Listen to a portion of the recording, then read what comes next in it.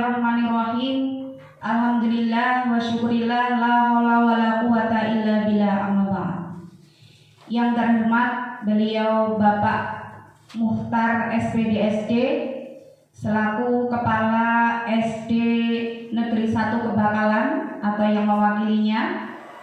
Yang saya hormati Bapak Ibu guru beserta karyawan SD Negeri 1 Kebakalan, dan yang saya hormati para tamu undangan sekalian. Pertama dan paling utama, marilah kita panjatkan puja dan puji syukur kita kepada Allah Subhanahu wa taala karena atas rahmat, hidayah dan inayahnya kita semua bisa berkumpul di ruangan ini dalam rangka pemaparan aksi nyata modul 1 desiminasi dan penerapan budaya positif di sekolah yang nantinya akan dipaparkan oleh beliau calon guru penggerak kita, yaitu Ibu Endang Purwaningsih SPD SD. Dan mudah-mudahan sampai nanti selesai acara tidak ada halangan suatu apapun. Selanjutnya sholawat beserta salam semoga tetap tercurahkan terhadap junjungan kita Nabi Agung Muhammad Sallallahu Alaihi Wasallam yang nantinya akan kita nantikan syafaatnya hingga nanti di akhir yaumil qiyamah. Amin Allahumma amin. Baiklah ibu-ibu sekalian, sebelum acara ini dimulai, saya selaku pembawa acara izinkanlah akan membacakan susunan acara yang akan dilalui kita pada hari ini. Acara aksi nyata modul 1.4 desiminasi dan penerapan budaya positif di sekolah. Yang pertama yaitu praacara, dilanjutkan pembukaan, terus sambutan kepala sekolah, dilanjutkan pemaparan aksi nyata modul 1.4 desiminasi dan penerapan budaya positif di sekolah. Yang keempat lain-lain, yang terakhir penutup. Baik, acara selanjutnya yaitu praacara. Untuk para hadirin dimohon berdiri. Untuk petugas saya persilahkan.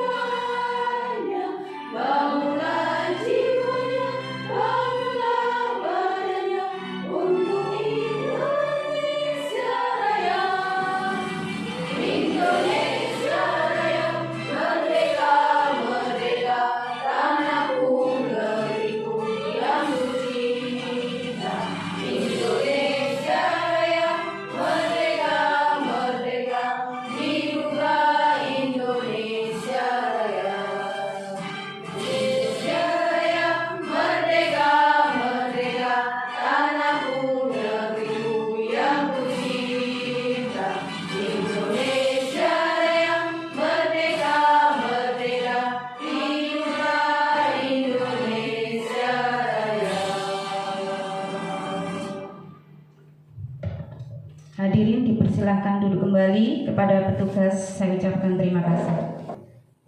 Baiklah, marilah kita buka acara ini dengan membaca basmalah bersama. Bismillahirrahmanirrahim. Baik, untuk acara selanjutnya yaitu sambutan dari Kepala kepala sekolah atau yang mewakilinya.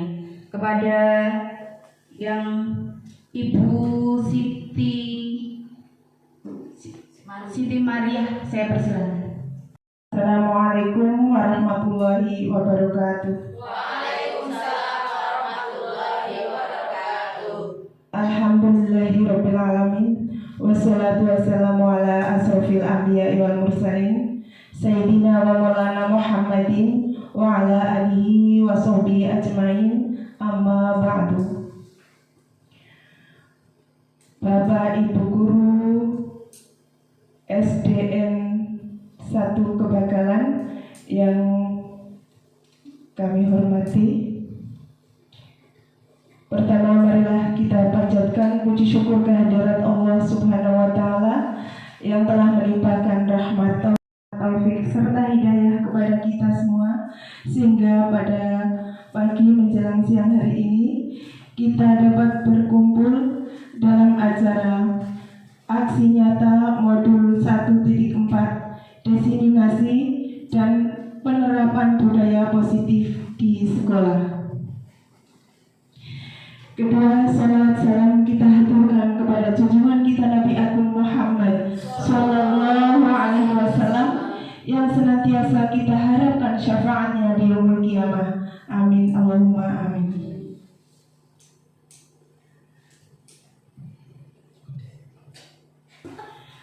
Perkenankan, saya hanya mewakili dari Bapak Kepala Sekolah, hanya bisa mengucapkan selamat kepada Ibu Endang Purwaningsih sebagai calon guru penggerak angkatan 10 dari SD Negeri 1 Kebakalan, Kabupaten Kebumen.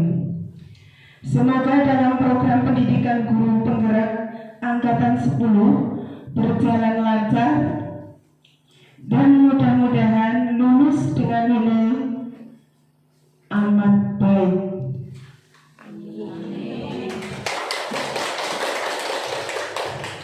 Dan semoga bisa menerapkan budaya positif di lembaga kita pada pendidikan, khususnya di SDN 1 Negeri Kebakalan. Dan pada umumnya di lembaga-lembaga pendidikan, khususnya di Kecamatan Karanggayam, Kabupaten Kebumen. Saya kira hanya itu dari saya. Cukup sekian. Wa akhirun wabillahi taufiq wal hidayah. Wassalamualaikum warahmatullahi wabarakatuh. Waalaikumsalam warahmatullahi wabarakatuh. Terima kasih kepada Ibu Siti yang sudah memberikan sambutannya. Untuk acara yang ketiga yaitu pemaparan aksi nyata modul 1.4 diseminasi dan penerapan budaya positif di sekolah yang akan disampaikan oleh beliau Ibu Endang Purwaningsih SPDSJ. Kepada beliau kami persilakan.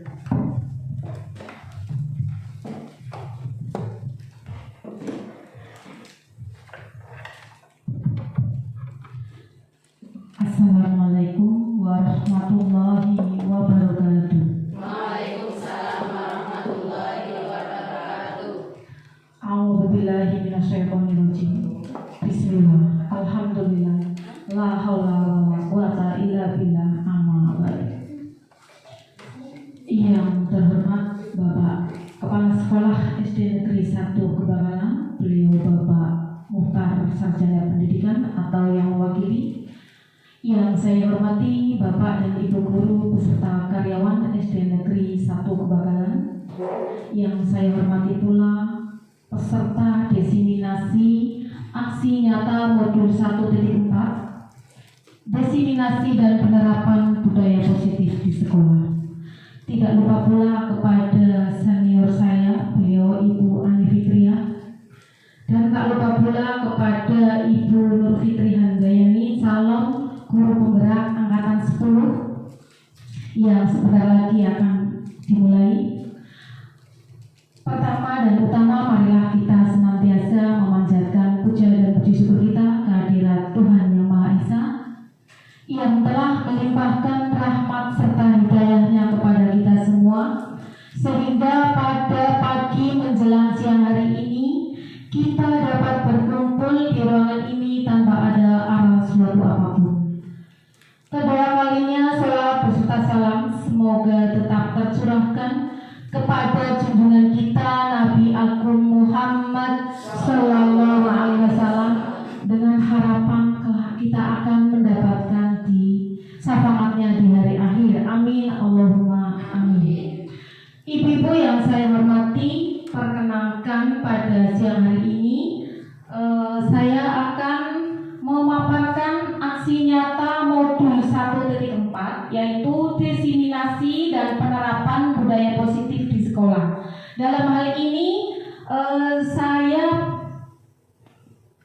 merupakan tugas dari calon guru penggerak angkatan 10, yaitu bersama saya Endang Purwaningsi SD Negeri 1 Kebakalan, calon guru penggerak angkatan 10 Kecamatan Karanggayam, Kabupaten Kebumen. Bersama ini juga saya senantiasa didampingi oleh Ahmad Dimhari, Bapak Ahmad Dimhari selaku fasilitator, kemudian Bapak Agung Trimahardika selaku pengajar praktik. Baik Bapak Ibu, masih semangat? Masih semangat Bapak Ibu? Terima kasih. Selanjutnya pada kesempatan kali ini saya akan memaparkan aksi nyata modul 1.4, diseminasi dan penerapan budaya positif di sekolah. Ada beberapa yang akan kami sampaikan, diantaranya disiplin positif dan nilai-nilai kebajikan universal, kemudian ada teori motivasi, hukuman dan penghargaan, kemudian keyakinan kelas, yang selanjutnya kebutuhan dasar manusia, restitusi, serta segitiga restitusi. Baik Bapak Ibu, saya senang sekali bisa membersamai ibu-ibu semua ya. Saya yakin ibu-ibu yang hadir di sini semuanya guru-guru yang luar biasa. Tepuk tangan untuk kita semua. Untuk selanjutnya, next. Sebelum kami sampai ke materi, terlebih dahulu saya ingin bertanya kepada Bapak Ibu semua. Apa yang terbesit dalam benak Bapak Ibu tentang budaya positif? Silakan, ada yang mewakili atau peserta boleh menjawab apa yang terbesit dalam benak Bapak Ibu semuanya tentang budaya positif. Ada yang mau menjawab? Silakan. Budaya positif, positif menurut saya itu kebiasaan-kebiasaan yang baik yang perlu dikembangkan. Kebiasaan-kebiasaan baik yang perlu dikembangkan. Baik, selanjutnya ada yang mau berpendapat apa yang Bapak Ibu ketahui tentang budaya positif? Mungkin dari fotografer, silakan.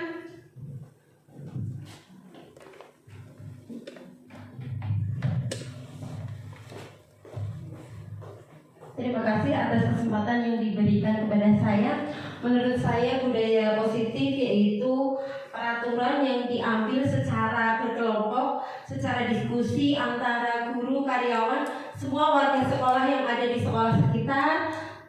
Penerapan budaya positif di mana di situ ada kebijakan-kebijakan universal yang diterapkan berdasarkan kesepakatan kelas dan berdasarkan kebutuhan belajar murid. Nanti dirancang secara bersama antara guru, karyawan, dan siswa, dan tentunya nanti disepakati secara bersama-sama untuk kebutuhan belajar di lembaga tersebut. Baik, dan harus bukan diterapkan dan disepakati. Di sini tidak ada hukuman, tetapi adanya kayak semacam ribet seperti itu. Terima kasih. Oke, baik sekali. Terima kasih kepada Ibu Hani Fitrian. Intinya budaya positif itu sebuah penerapan ya yang harus diterapkan di sekolah yang bersifat positif berdasarkan dengan nilai-nilai kebajikan di sekolah, dan itu nantinya akan diterapkan di sekolah kita sesuai dengan keyakinan kelas kita. Baik, semua jawaban benar semua, bagus semua. Oke, mungkin masih ada yang mau menambahkan, silakan. Apa itu budaya positif? Ada yang mau menambahkan?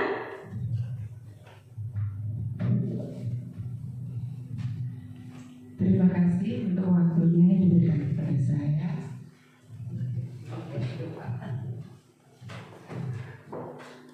Budaya positif itu menurut saya itu kebiasaan yang dilakukan oleh anak-anak di sekolah masing-masing yang sudah disepakati oleh warga sekolah serta wali murid juga anak semuanya. Itu pendapat saya. Terima kasih. Terima kasih kepada Ibu Siti Juwaria. Menurut Ibu Siti Juwaria hampir sama dengan kedua jawaban, yaitu budaya positif itu merupakan kebiasaan-kebiasaan positif yang perlu kita terapkan di anak didik kita, semua warga sekolah. Baik, untuk selanjutnya masih semangat Bapak Ibu? Masih semangat? Nah, sekarang perlukah budaya positif itu kita terapkan di sekolah? Perlu apa tidak Bapak Ibu? Perlu. Mengapa perlu diterapkan? Kenapa budaya positif perlu diterapkan? Agar generasinya lebih baik, bagus. Jadi budaya positif itu perlu diterapkan di sekolah agar dapat menumbuh kembangkan motivasi intrinsik bagi peserta didik. Dan tidak hanya untuk peserta didik saja, tetapi wajib kita laksanakan oleh setiap warga sekolah.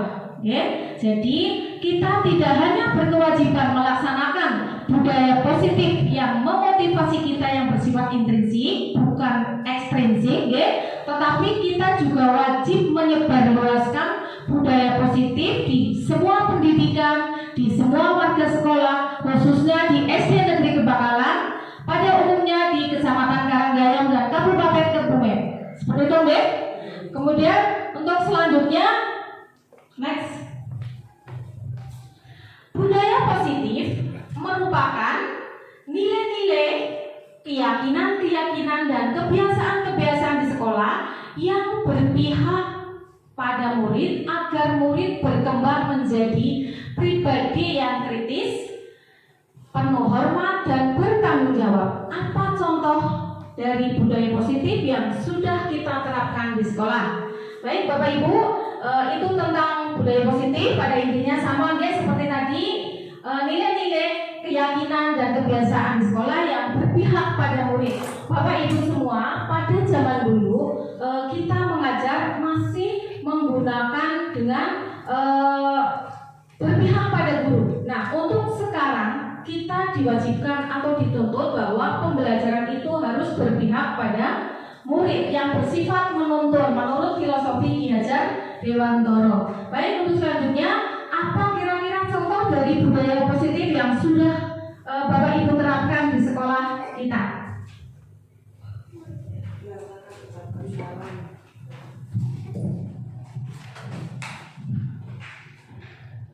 Ya, untuk contoh budaya positif di sekolah itu sudah dibiasakan, yaitu biasa bertemu sama orang atau sama bapak ibu guru itu mengucapkan salam, berjabat tangan, dan menyapa. Ya, baik. Contoh dari budaya positif yang sudah diterapkan di sekolah-sekolah kita itu adalah berjabat tangan ketika bertemu bapak ibu guru atau teman, bisa juga tadi apa? Membuang sampah pada tempatnya juga bisa. Dan masih banyak budaya positif yang diterapkan di sekolah-sekolah yang berdasarkan dengan nilai-nilai kebajikan universal. Saya yakin semua bapak ibu guru di sini sebetulnya sudah melaksanakan budaya-budaya positif, hanya kita belum menyadarinya. Seperti itu, Next. Cobalah buka. Bapak ibu cermati.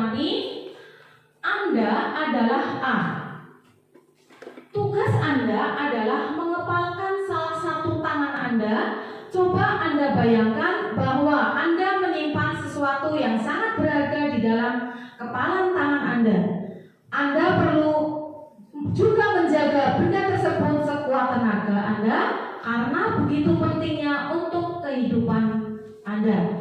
Tugas B atau rekan Anda adalah mencoba dengan segala cara untuk membuka kepalan tangan Anda.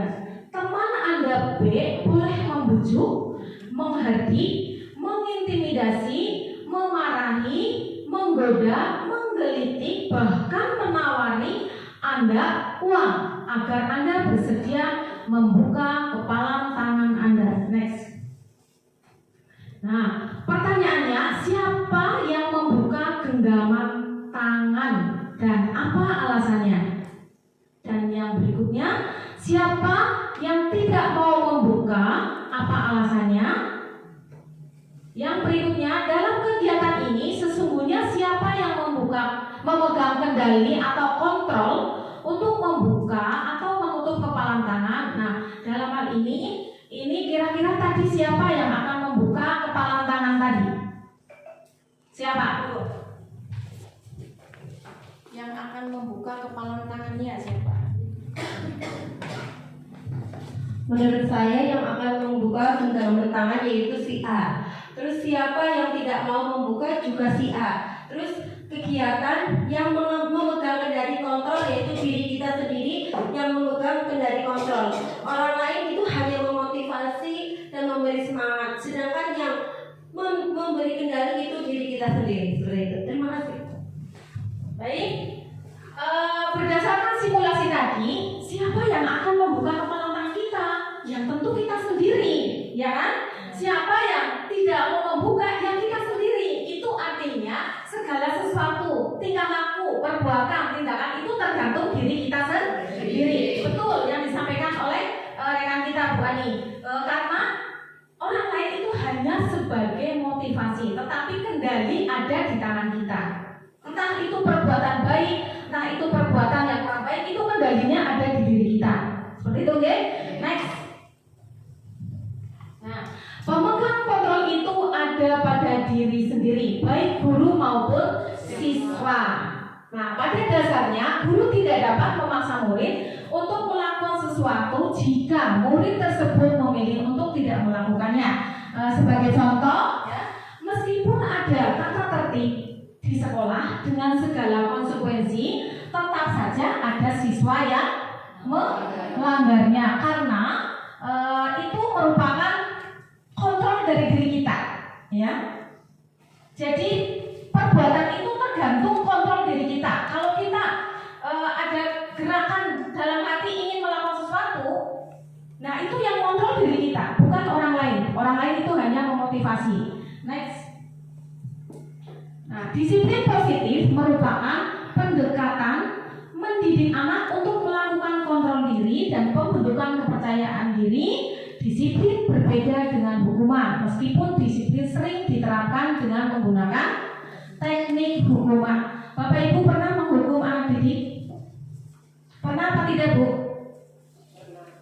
Saya yakin semuanya pernah menghukum, ya. Seperti halnya saya juga pernah menghukum anak didik. Tetapi sebetulnya kita memberikan hukuman itu tidak diperbolehkan, walaupun sebenarnya itu ada berkaitan antara hukuman dan disiplin. Tujuan kita kan untuk mendisiplinkan anak, ya. Tetapi dengan kita memberi hukuman sebetulnya tidak diperbolehkan. Seperti itu. Next. Disiplin positif. Dengan kata lain, seseorang yang memiliki disiplin positif sudah dengan sendirinya, sudah otomatis mereka akan bisa mempertanggungjawabkan perbuatan yang mereka lakukan berdasarkan nilai-nilai kebajikan universal. Nah, dalam hal ini Ki Hajar Dewantara menyatakan, sebagai pendidik, tujuan kita adalah menciptakan anak-anak yang memiliki disiplin diri sehingga mereka bisa berperilaku dengan mengacu pada nilai-nilai kebajikan universal dan memiliki motivasi intrinsik bukan ekstrinsik. Next. Tujuan disiplin positif adalah menanamkan motivasi motivasi pada murid untuk menjadi orang yang mereka inginkan dan menghargai diri dengan nilai-nilai yang mereka percaya. Motivasi intrinsik bersifat jangka panjang dan tidak terpengaruh dengan hukuman maupun hadiah. Mereka tetap berperilaku baik berdasarkan nilai-nilai kebajikan. Jadi kalau motivasi intrinsik itu sudah tertanam dalam diri kita, itu nantinya akan berjangka panjang.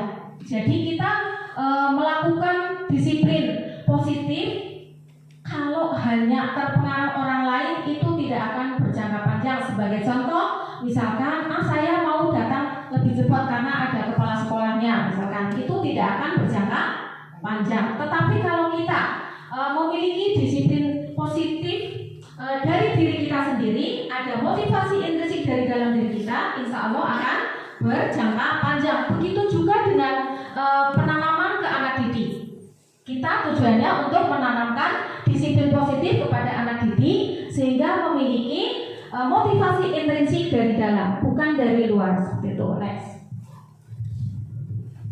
Nah, nilai-nilai kebajikan universal. Nilai-nilai kebajikan adalah sifat-sifat positif manusia yang merupakan tujuan mulia yang ingin dicapai setiap individu. Menurut Diana Gosen mengemukakan bahwa dengan mengaitkan nilai-nilai kebajikan yang diyakini seorang, maka motivasi intrinsiknya akan terbangun sehingga mereka menggerakkan motivasi untuk mencapai suatu tujuan. Jadi kalau kita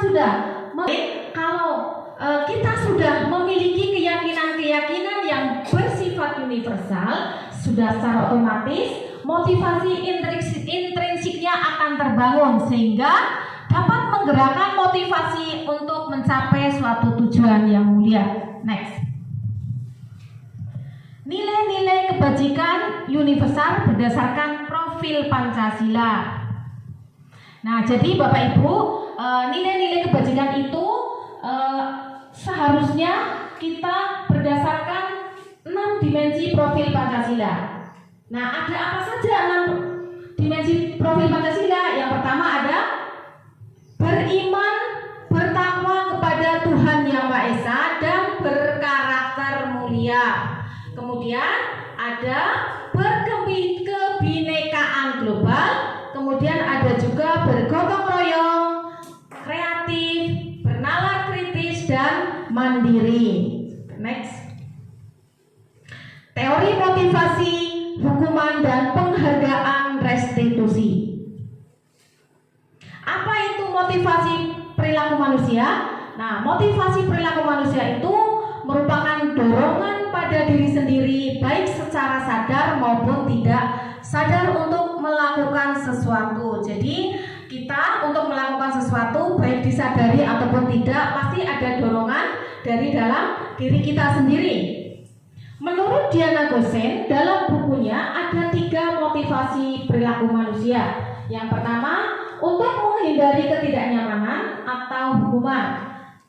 Yang kedua, untuk mendapatkan imbalan atau penghargaan dari seorang atau orang lain yang bersifat ekstrinsik. Kemudian yang ketiga, untuk menjadi orang yang mereka inginkan dan menghargai diri sendiri dengan nilai-nilai yang mereka percaya. Jadi perilaku manusia itu berdasarkan 3 keyakinan tadi. Yang pertama itu tadi ingin merasa nyaman.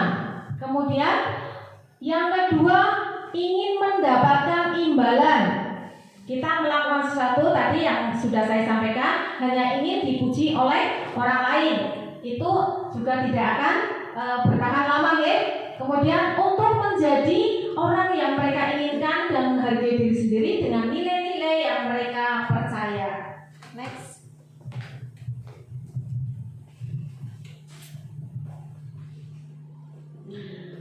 Hukuman dan penghargaan.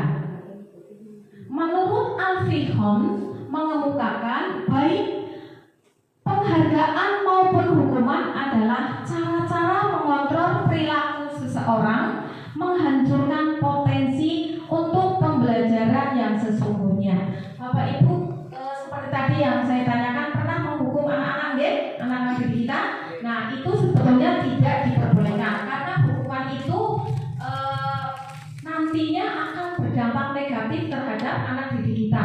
Jadi sekali lagi untuk hukuman tidak diperbolehkan seperti itu. Dan nanti bagaimana cara penyelesaiannya? Nanti Bapak Ibu bisa menyaksikan tayangan-tayangan berikut ini. Next. Hukuman dan penghargaan. Hukuman dan penghargaan akan berpengaruh jangka pendek dan jangka panjang. Penghargaan juga tidak efektif. Yang berikutnya, penghargaan merusak hubungan. Penghargaan mengurangi ketepatan. Penghargaan menurunkan kualitas. Penghargaan juga akan mematikan kreativitas. Penghargaan juga akan menghukum. Kemudian motivasi dari dalam diri atau intrinsik. Jadi kalau anak didik kita diberi hukuman, nantinya akan berkesan sampai kapanpun. Mungkin pada saat itu anak didik kita mau melakukan apa yang kita berikan hukumannya. Misalkan ada anak terlambat sekolah, kita memberi hukumannya dengan cara berlari mengitari halaman sekolah sebanyak 5 kali. Mungkin saat itu anak-anak didik kita pasti mau melakukan karena mungkin rasa takutnya itu, nggih. Tetapi dalam jangka panjang sampai kapanpun akan teringat. Okay? Jadi ketika ada murid yang melakukan kesalahan dan kesalahan-kesalahan itu banyak sekali yang sudah dilanggar oleh murid, hanya kita bagaimana cara penyelesaiannya. Next. Nah, restitusi.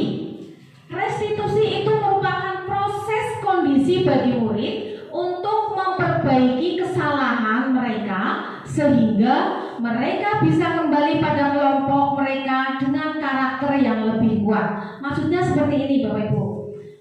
Ketika siswa itu sudah berbuat salah, bagaimana kita cara menyelesaikan masalahnya dengan anak tersebut, membuat anak tersebut tidak merasa trauma walaupun sudah berbuat salah. Kemudian agar anak tersebut juga bisa kembali ke kelompok dengan karakter yang lebih kuat. Maksudnya walaupun anak tersebut sudah berbuat salah, tetapi anak tersebut bisa kembali dengan enjoy, dengan bahagia, tidak merasa tertekan karena sudah berbuat salah, nggih. Nah, bagaimana cara membuat anak didik seperti itu? Nah, nanti ada penyelesaiannya sendiri, coba. Restitusi membantu murid menjadi lebih memiliki tujuan, disiplin, positif, dan memuliakan dirinya setelah berbuat salah.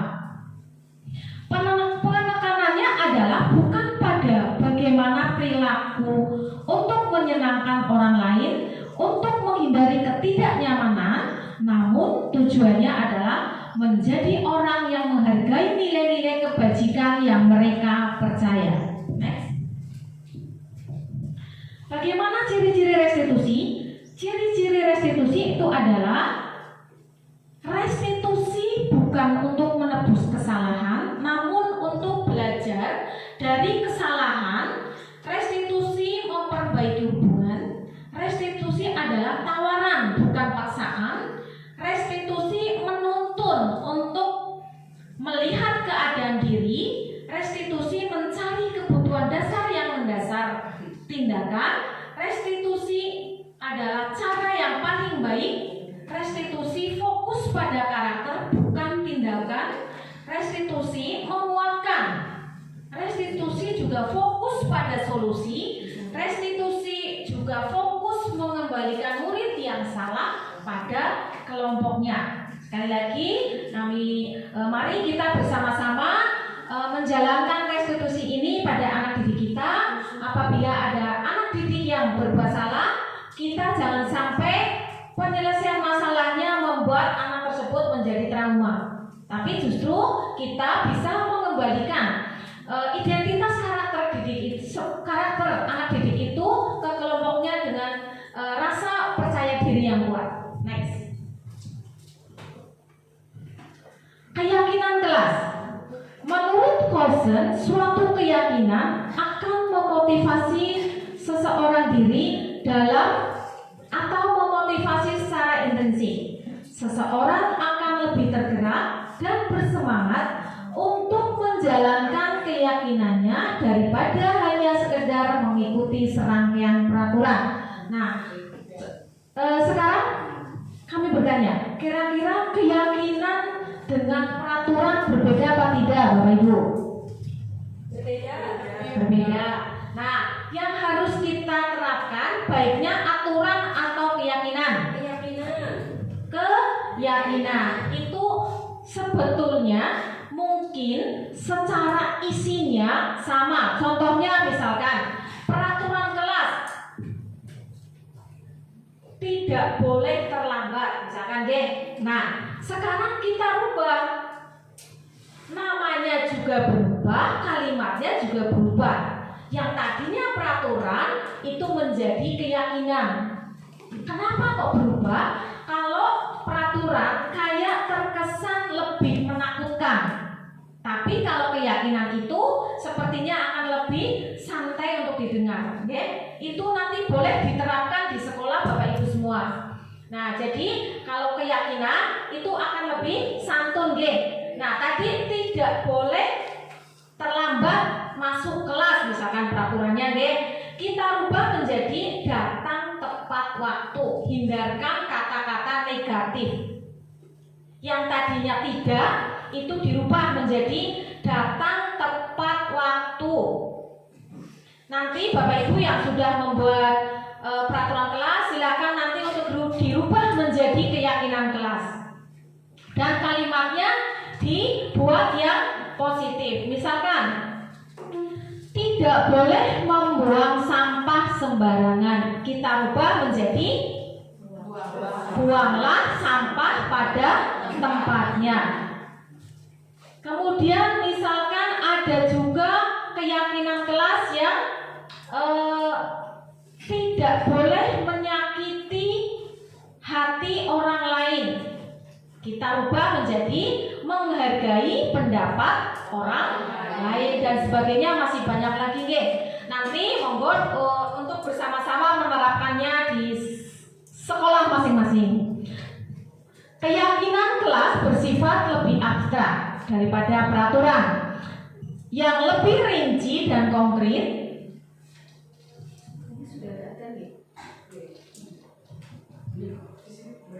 Belum ya? Lanjut sekedar deh. Keyakinan kelas bersifat lebih abstrak daripada peraturan. Yang lebih rinci dan konkret. Keyakinan kelas berupaya pernyataan-pernyataan universal. Keyakinan kelas senantiasa dibuat dalam bentuk positif. Keyakinan kelas hendaknya tidak terlalu banyak sehingga mudah diingat dan dipahami oleh semua warga kelas. Jadi membuat keyakinan kelas itu tidak usah terlalu banyak, tetapi sedikit saja, yang penting mudah dipahami oleh warga kelas atau warga sekolah, kemudian bisa dilaksanakan bersama-sama. Next. Nah, bagaimana cara membuat langkah-langkah keyakinan kelas? Nah, keyakinan kelas itu dibuat secara bersama, nggih. Tidak dibuat sendiri, tetapi dibuat secara bersama oleh warga kelas tersebut. Bahkan kalau lebih bagus melibatkan wali siswa. Nggih. Yang pertama langkah-langkahnya, kita meminta pendapat siswa tentang peraturan yang akan disepakati. Misal seperti tadi, datang tepat waktu. Kita tawarkan dulu kepada anak-anak, kira-kira sanggup apa tidak? Kalau sekiranya sanggup, keyakinan kelasnya datang tepat waktu, sebagai konsekuensinya berarti anak tersebut harus datang tepat waktu, jangan sampai terlambat. Yang kedua, mencatat masukan siswa. Nah, kalau kita sudah membuat keyakinan kelas secara bersama, masukan siswa itu semua kita catat, kemudian nanti kita sepakati bersama mana yang kira-kira akan ditetapkan untuk menjadi keyakinan kelas. Yang ketiga, menyusun keyakinan kelas atas kalimat positif. Seperti tadi yang sudah kami sampaikan, menyusun kalimatnya, hindari kata tidak, rubah menjadi kalimat yang positif. Kemudian ditinjau ulang, apakah kalimatnya sudah menggunakan kalimat positif apa belum. Keyakinan kelas yang sudah disepakati dipasang pada dinding kelas. Saya yakin semuanya sudah membuat keyakinan kelas. Kalau mungkin masih ada yang menggunakan peraturan, kita rubah menjadi keyakinan kelas. Next. Nah, ini adalah dokumentasi keyakinan atau kesepakatan kelas. Next. Nah, berdasarkan kebutuhan dasar manusia, ya, itu ada 5 kebutuhan dasar manusia. Yang pertama adalah kebutuhan bertahan hidup.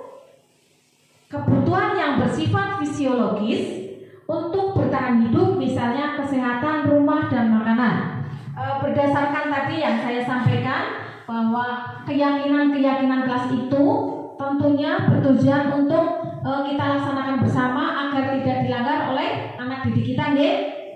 Nah, tetapi kita sebagai manusia ataupun siswa pasti ada saja yang melanggarnya. Nah, untuk mengetahui bagaimana anak tersebut kok bisa melanggar keyakinan kelas itu, tentunya kita melihat kebutuhan dasarnya terlebih dahulu. Kenapa anak itu sering melanggar? Kita cari latar belakangnya. Kebutuhan manusianya itu kira-kira mana yang belum terpenuhi. Biasanya anak sering melanggar itu karena kebutuhan dasarnya tidak terpenuhi.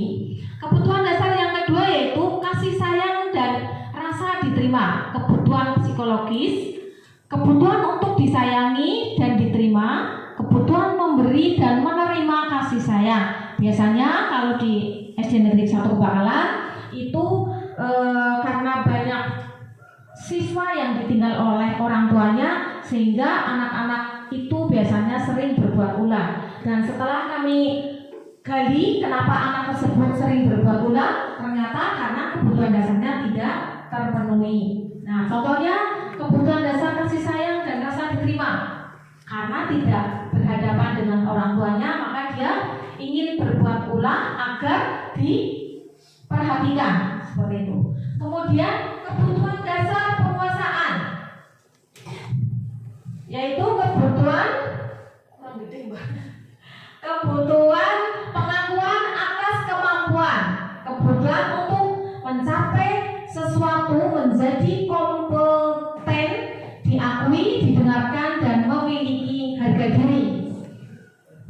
Kemudian kebutuhan dasar kebebasan. Kebutuhan dasar kebebasan itu akan menginginkan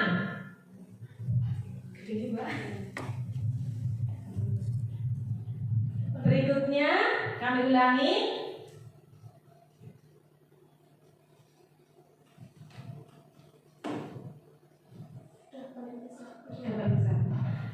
Saya ulang deh. Kebutuhan dasar yang keempat adalah kebebasan. Kebutuhan akan pilihan, menginginkan pilihan, banyak bergerak, mencoba hal baru. Biasanya anak sing aktif banget ya, itu apa saja pengen dipegang, penasaran biasanya. Nah, itu karena kebutuhan dasarnya itu tidak terpenuhi, sehingga dia segala sesuatunya penasaran dengan hal yang baru. Next. Sebentar, sedikit lagi itu. Kebutuhan dasar yang terakhir adalah kebutuhan kesenangan, yaitu kebutuhan untuk merasa senang, mencari kesenangan, kemudian bermain, tertawa, itu juga merupakan kebutuhan dasar. Jadi kalau ada anak didik kita yang mungkin di rumah dengan latar belakang yang musimnya broken home ya, misalkan, itu anak itu akan terlihat dia tidak akan ceria, dia tidak akan terlihat bahagia. Nah, biasanya sering melamun atau apa gitu, sehingga tidak melakukan keyakinan kelas. Itu biasanya anak tersebut mempunyai kebutuhan dasar yang tidak terpenuhi. Next. Dunia berkualitas. Dunia berkualitas adalah tempat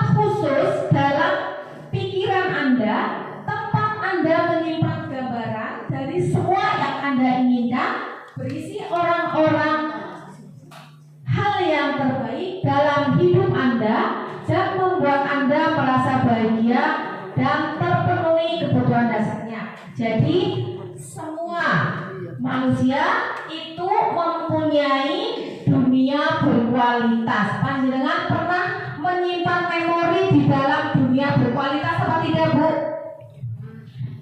Nah, itu seperti halnya siswa juga dia selalu menyimpan hal-hal yang mereka lihat, yang mereka dengar di dalam pikiran mereka melalui dunia berkualitas yang akan terkenang sampai kapanpun.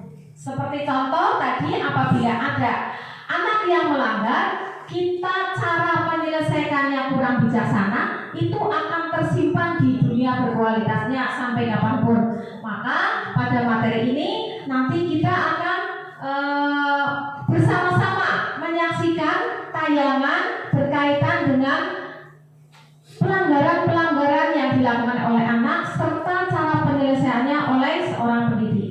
Next. Berkaitan dengan pelanggaran-pelanggaran yang dilakukan oleh anak, kita harus bisa memposisikan diri kita, apakah sebagai posisi kontrol sebagai penghukum atau yang lain. Kita akan menyaksikan bersama-sama. Yang pertama, posisi kontrol sebagai penghukum. Seorang penghukum akan menggunakan hukuman fisik atau verbal, patuhi aturan, saya atau awas, kamu selalu saja salah. Biasanya posisi kontrol sebagai penghukum akan mengeluarkan kata-kata itu. Coba mari kita bersama menyaksikan videonya.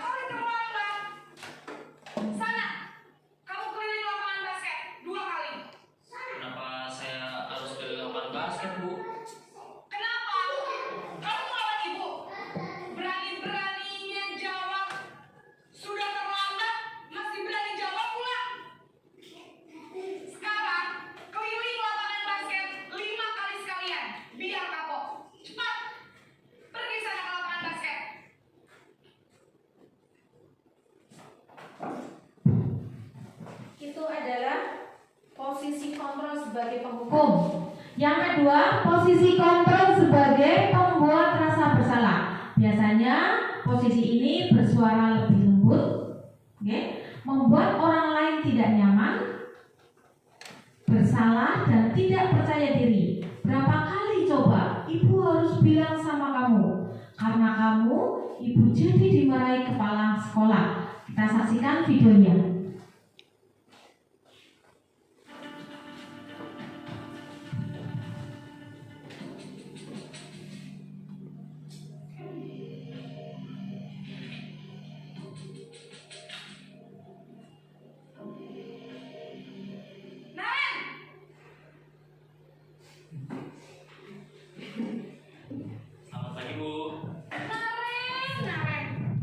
Kamu kenapa terlambat lagi, Nak?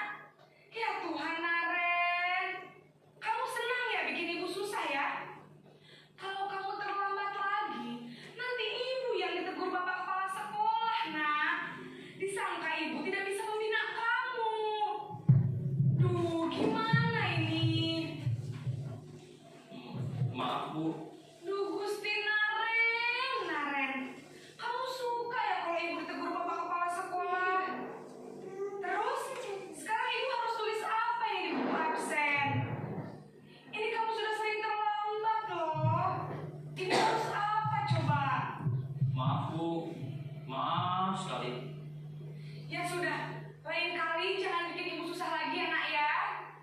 Ibu tidak akan kuat lagi kalau kamu begini terus. Bisa jantungan kalau ibu tegur bapak kepala sekolah. Sana cepat ke kelas. Maaf ya Bu, maaf sekali.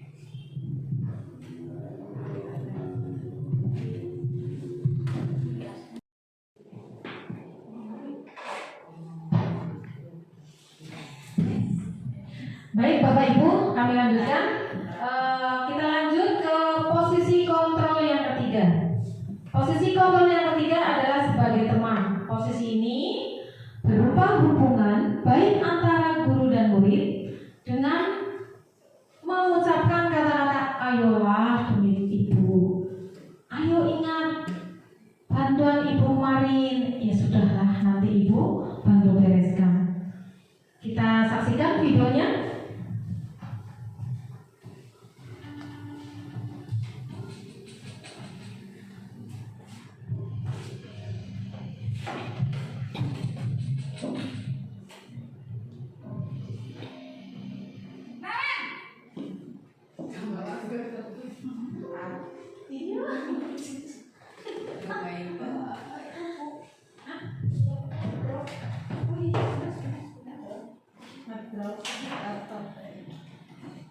Selamat pagi Bu. Wah, sudah jam berapa ini nak? Terlambat lagi ya sayang. Iya Bu, habis ibu saya lupa bangunkan saya Bu. Kamu malah menyalahkan ibu kamu. Kamu bukan anak yang paling kencang. Kok terlambat sih? Iya Bu, saya memang terlambat bangun tadi. Jadi biarpun saya lari kencang, tetap gak kekejar Bu. Ya sudah sana. Nanti lain kali larinya lebih kencang lagi ya. Biar gak terlambat lagi. Bikin seneng ibu demi ibu. Bisa kan? Bisa lah Bu. Ya sudah sana masuk kelas. Ibu beresin urusan absen kamu. Kamu ini ada-ada saja. Selanjutnya ada posisi kontrol sebagai pemantau. Biasanya posisi kontrol sebagai pemantau itu mengawasi, bertanggung jawab atas orang-orang yang diawasi dengan menggunakan sanksi atau konsekuensi, dapat membedakan hubungan pribadi dan murid. Peraturannya apa yang telah kamu lakukan, sanksi atau konsekuensinya apa. Next.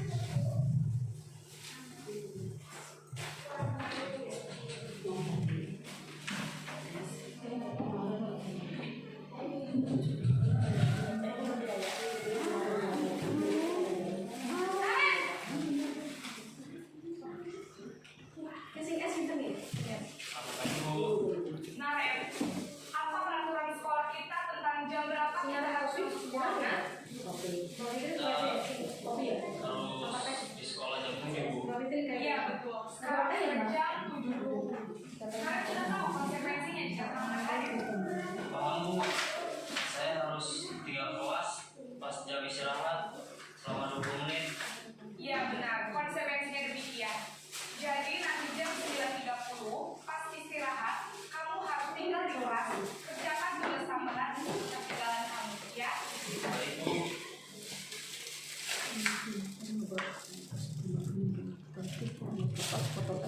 Posisi kontrol yang kelima adalah sebagai manajer. Posisi guru berbuat sesuatu bersama murid, mempersilahkan murid bertanggung jawab, perilakunya mendukung murid agar dapat menemukan solusi atas permasalahan sendiri. Kemudian yang diucapkan oleh posisi kontrol sebagai manajer adalah apa yang kita yakini, kemudian apakah kamu meyakininya. Jika kamu meyakininya, apakah kamu bersedia memperbaikinya? Jika kamu memperbaiki ini, hal ini menunjukkan apa tentang dirimu. Yang berikutnya, apa rencana kamu untuk memperbaiki hal ini? Next.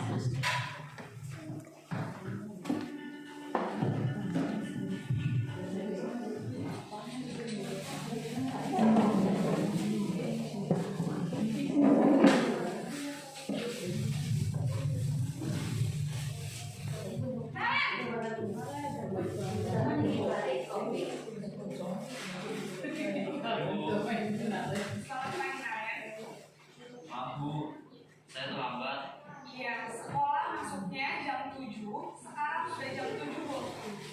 Jadi sekarang bagaimana ini, Karen? Maaf Bu, saya terpaksa saya semalam. Baiklah, menurut kamu, keyakinan sekolah yang mana yang harus ditingkatkan? Menghargai diri sendiri dan orang lain mungkin ya Bu. Jadi, apakah kalian meyakini prinsip saling menghormati tersebut? Iya Bu, saya meyakininya. Apakah kalian bersedia memperbaiki masalah keterlambatan ini? Bersedia Bu. Bagaimana kalau akan memperbaiki masalah keterlambatan ini?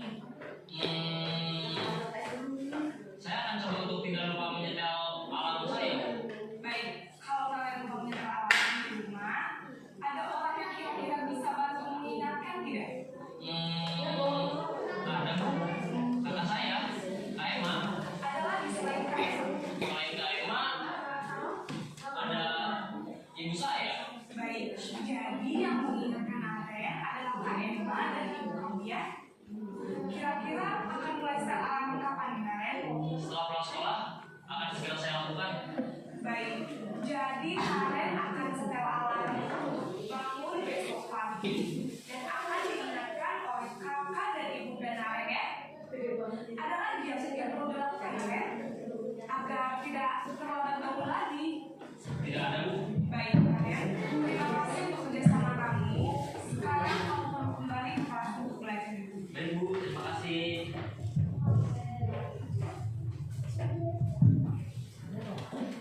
Bapak Ibu yang saya hormati, itu yang terakhir adalah posisi kontrol sebagai manajer. Menurut Bapak Ibu, kira-kira yang paling ideal posisi manajer sebagai apa? Sebagai teman. Sebagai teman. Ada yang berpendapat lain? Dari 5 video tadi, kira-kira posisi kontrol yang paling ideal sebagai apa? Yang terakhir, sebagai manajer. Ada lagi? Baik, Bapak Ibu guru yang hebat. Berdasarkan tayangan video tadi, posisi kontrol yang paling ideal untuk kita terapkan adalah posisi kontrol sebagai manajer, yaitu yang terakhir. Kenapa kok sebagai manajer? Karena posisi kontrol sebagai manajer itu akan dapat mengembalikan identitas anak tersebut dengan cara memvalidasi tindakan yang salah, kemudian mencari solusinya. Ya, kemudian kalau untuk posisi kontrol yang lain sepertinya kurang pas untuk kita terapkan. Sekali lagi, untuk posisi kontrol yang paling ideal untuk kita terapkan adalah posisi kontrol sebagai manajer. Next. Nah, bagaimana kita cara menyelesaikan masalah? Seperti tadi yang saya sampaikan bahwa kita sebagai pendidik harus bisa menyelesaikan anak didik yang bermasalah dengan cara mengembalikan atau menstabilkan identitas siswa. Jangan sampai siswa itu kita panggil untuk dimarahi, itu tidak bisa. Tapi kita lebih ke menstabilkan identitas. Kemudian yang kedua, validasi tindakan yang salah. Yang ketiga, menanyakan keyakinan. Next. Segitiga restitusi itu meliputi tindakan-tindakannya ada 3 macam. Itu tadi yang sudah saya sampaikan, validasi tindakan yang salah, menstabilkan identitas, kemudian menanyakan keyakinan. Next. Nah ini hanya simple saja ya, sampel contoh restitusi di sekolah, segitiga restitusi di sekolah.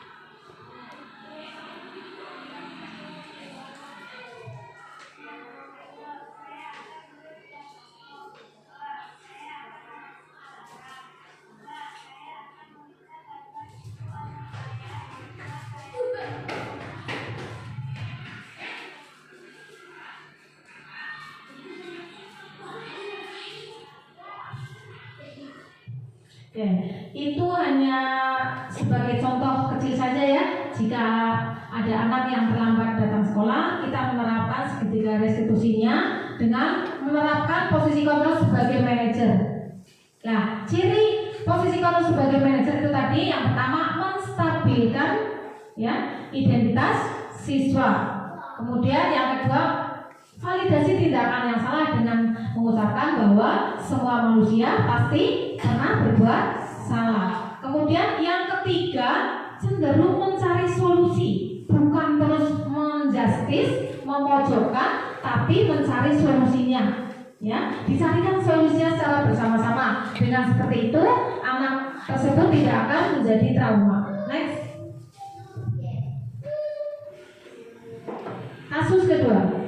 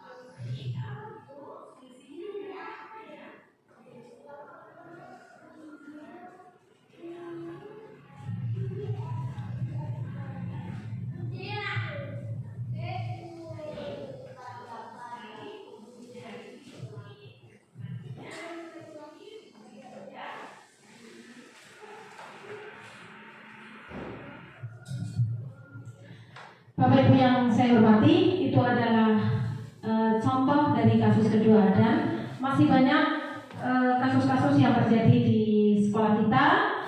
Tinggal bagaimana kita menyelesaikannya. Jangan sampai membuat anak didik kita menjadi trauma, itu dengan cara menerapkan segitiga restitusi. Dan segitiga restitusi yang paling ideal yang kita terapkan adalah sebagai kontrol sebagai manajer seperti itu.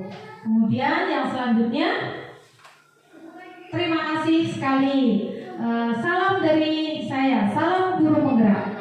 Mudah-mudahan acara pada siang hari ini, yaitu pemaparan saya, bisa bermanfaat buat ibu-ibu semua, bapak ibu semua, dan mudah-mudahan bisa diterapkan di sekolah kita masing-masing dan pada khususnya di SD Negeri 1 Kebakaran. Dari saya akhiri. Wassalamualaikum warahmatullahi wabarakatuh. Waalaikumsalam warahmatullahi wabarakatuh.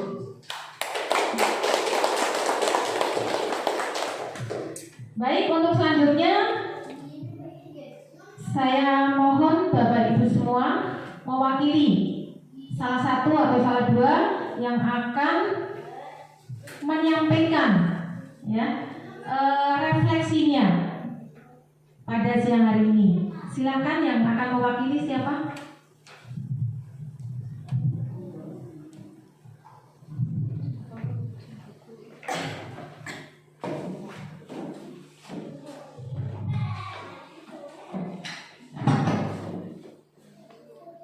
Ya, Assalamualaikum warahmatullahi wabarakatuh. Waalaikumsalam warahmatullahi wabarakatuh.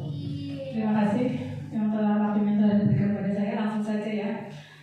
Setelah saya mendengarkan pemaparan dari Ibu Endang Purwaningsih atau calon guru penggerak sesi 10 tentang aksi nyata modul 1.4 atau materinya yaitu diseminasi dan penerapan budaya positif di sekolah, saya merasa alhamdulillah menambahkan pengetahuan wawasan tentang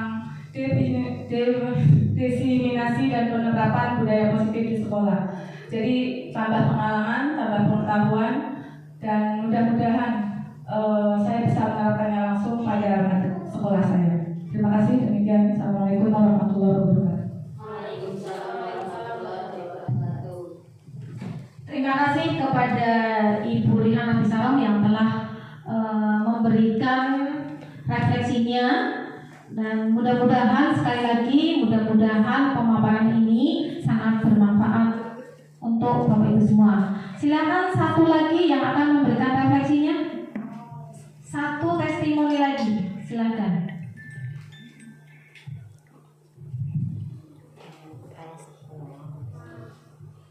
Sudah cukup Bapak Ibu? Kalau sudah, yang selanjutnya saya akan meminta bantuan Bapak Ibu secara tertulis. Nanti saya akan membagikan sticky note. Panjenengan menuliskan refleksi sama seperti tadi. Apa yang panjenengan rasakan, apa yang Bapak Ibu rasakan setelah mengikuti pemaparan dari saya tadi. Silakan nanti ditulis, kemudian ditempel di papan yang sudah kami siapkan.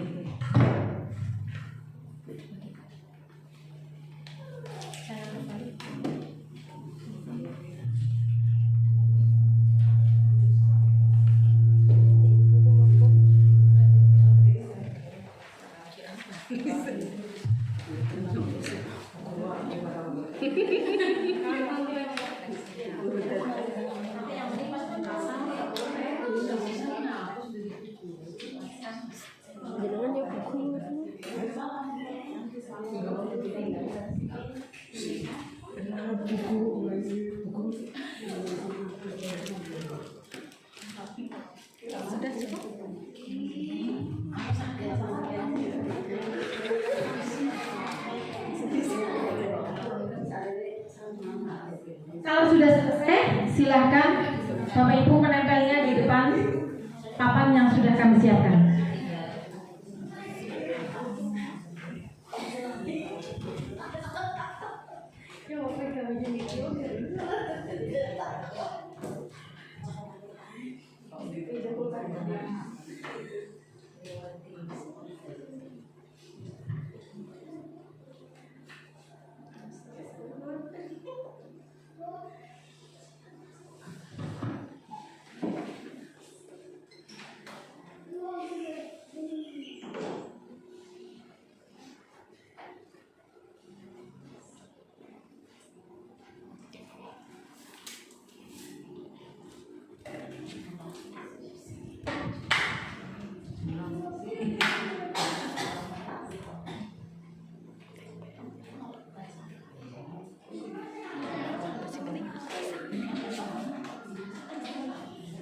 Yang sudah selesai silakan dibaca.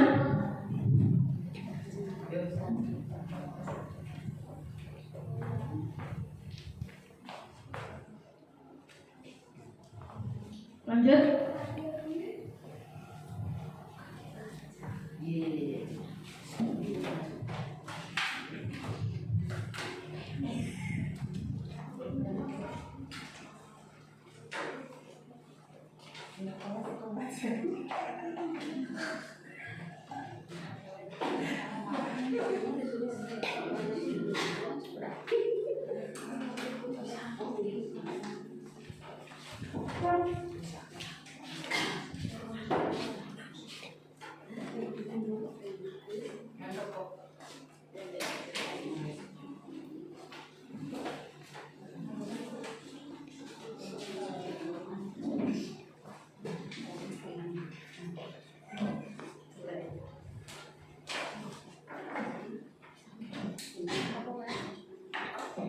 Lanjut.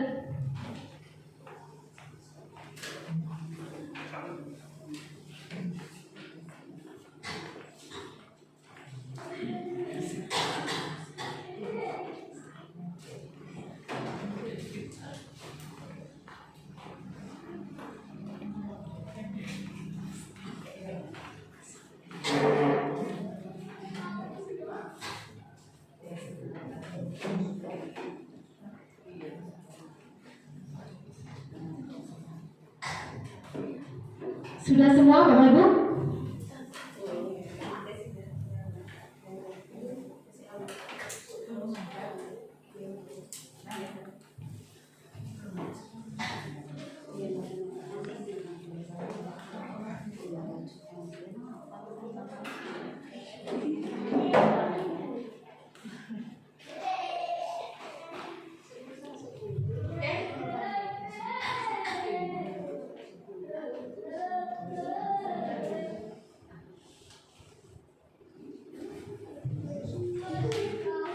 Baik Bapak Ibu, terima kasih yang sudah menuliskan refleksinya pada siang hari ini.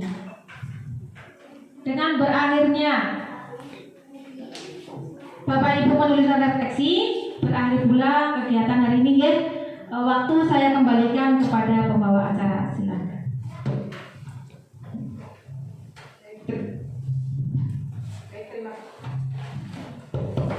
Terima kasih kepada Ibu Endang Purwaningsih SPDSD yang telah memberikan pemaparannya tentang aksi nyata modul 1.4 dan diseminasi dan penerapan budaya positif di sekolah. Mudah-mudahan kita semuanya bisa memahaminya dan bermanfaat buat kita, khususnya guru, bisa menerapkannya di sekolah masing-masing.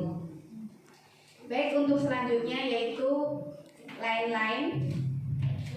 Dan untuk mengisi lain-lain, monggo ibu-ibu yang mau mengisi saya persilahkan. Ada?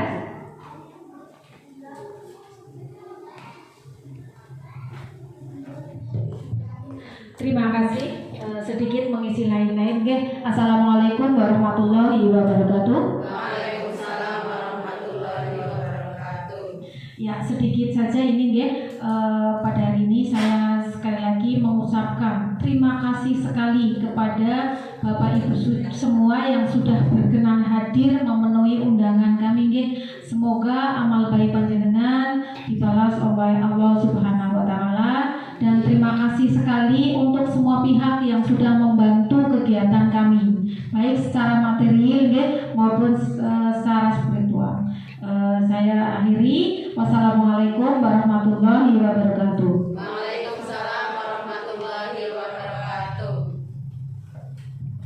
Terima kasih. Untuk selanjutnya ada yang mau menambahkan ibu-ibu? Boten-boten? Tidak ada nih. Baik, untuk acara yang terakhir yaitu penutup. Tapi sebelum acara ini ditutup, saya selaku pembawa acara, apabila ada kesalahan dari awal sampai akhir, saya mohon maaf yang setulus-tulusnya. Baik, acara kita tutup dengan membaca hamdalah bersama. Alhamdulillahirabbil alamin. Akhirul wassalamualaikum warahmatullahi wabarakatuh.